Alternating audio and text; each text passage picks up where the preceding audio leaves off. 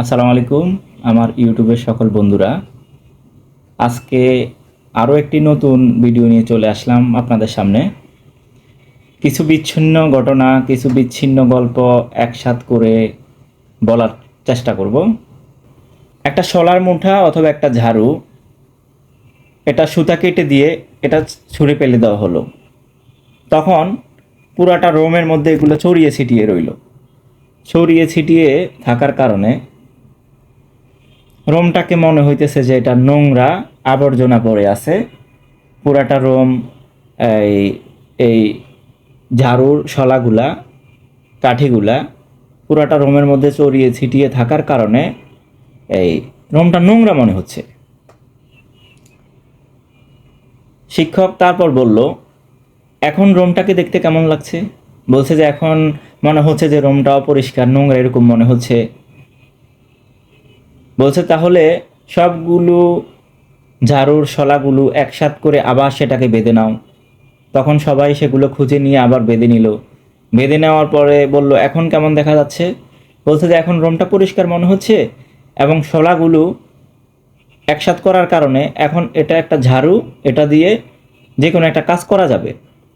তখন বলল, দেখো, আমরা পরস্পরের প্রতি যদি আমরা বিচ্ছিন্ন হয়ে যাই, ঠিক এই রকম নোংরার মতো এরকম আমাদের মধ্যে প্রতিহিংসা, দূরত্ব সৃষ্টি হবে। এতে আমাদের মধ্যে কোনো উন্নতি হবে না, এটা নোংরার মতো দেখাবে। সবগুলো শলা যখন একসাথ করে বেঁধে দেওয়া হলো তখন একটা একটা কাজে লাগলো, এটা একটা ঝাড়ু, এটা দিয়ে কোনো একটা কাজ করা যাবে।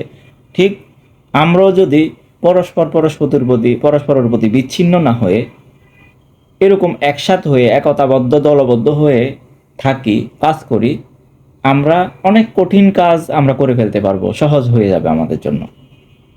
তো পরিশেষে এটাই বলতে চাই, একতাই বল, একতাই শক্তি। যুগে যুগে বিভিন্ন সময়, বিভিন্ন কালে কবি, সাহিত্যিক, ঔপন্যাসিক, জ্ঞানীগুণী যারাই বলে গেছেন, তারা কথাগুলো এমনিতে বলে নাই যে একতাই বল, একতাই শক্তি, 10-এর লাঠি 1-এর বোঝা।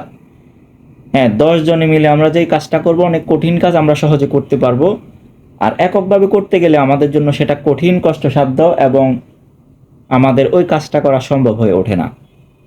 তো আমি যেটা মনে করি, আমরা পরস্পরের প্রতি বিচ্ছিন্ন না হয়ে দলবদ্ধ হয়ে একতা হয়ে কাজ করাটাই আমাদের জরুরি এবং আমাদের মূল লক্ষ্য হওয়া উচিত। আমার স্বল্প সময়ে আমার স্বল্প জ্ঞান দিয়ে যতটুকু আমি বললাম, যতটুকু আমি জানি আমার অভিজ্ঞতা থেকে শেয়ার করলাম। আমি জানি এগুলো আমরা সবাই জানি, আমাদের সমাজে ছোট বড় সবাই আমরা এই কথাগুলো জানি। কিন্তু আমি এরপরও আমি যতটুকু জানি অতটুকু আমি জানানোর চেষ্টা করছি, বোঝানোর চেষ্টা করছি। আমরা সবাই জানি, এরপরও আমি একটু বলার চেষ্টা করলাম। এটা ভালোভাবে দেখবেন। আসসালামু আলাইকুম।